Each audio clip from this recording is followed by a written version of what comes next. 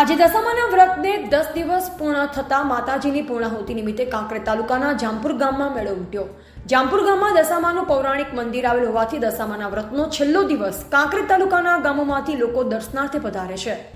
પ્રાપ્ત માહિતી મુજબ કાંકરેજ તાલુકાના જામપુર ગામમાં મહંત શ્રી 1008 પરમ પૂજ્ય જગદીશપુરી બાપુ ગુરુ શ્રી હરિપુરી બાપુના સાનિધ્યમાં આજરોજ દશામાના પૂર્ણાહુતિ પ્રસંગે મા દશામાની મૂર્તિ અને વડામણા અને લોકો મેળો ભવ્ય યોજાયો।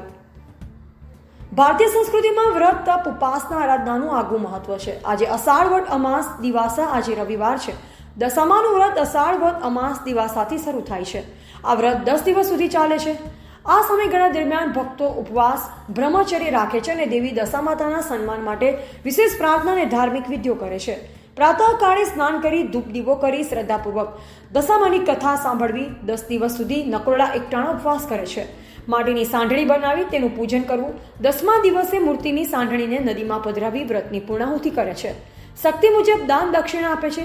ભક્તિભાવપૂર્વક દશામાનું વ્રત કરનારની સુખ શાંતિ અને સમૃદ્ધિ જળવાઈ રહે છે। અહેવાલ જયંતિભાઈ ઠક્કર, સિયોરી, કાંકરેજ।